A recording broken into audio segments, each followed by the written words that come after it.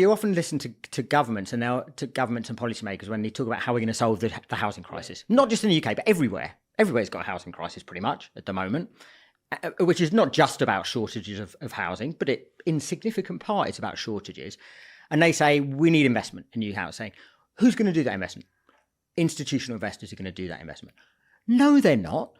They say they're going to, but the last thing they want is much more stock coming into the market, because that's likely to have a depressive impact on rents. And indeed, if you want, you don't have to believe me for this, but there was a great interview that the FT did a bunch of years ago, I can't remember the year, with the man who at the time was the head of real estate at Blackstone.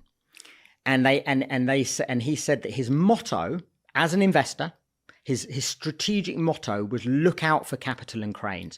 And what he meant by that was if you're invested in property in a particular neighborhood of a city, whether that's commercial or residential property, doesn't matter.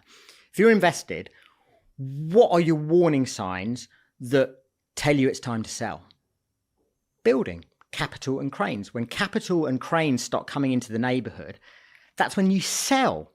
So not only is the argument that we, asset managers and institutional investors, are interested in building lots of new housing not true, it's the diametric opposite of the truth.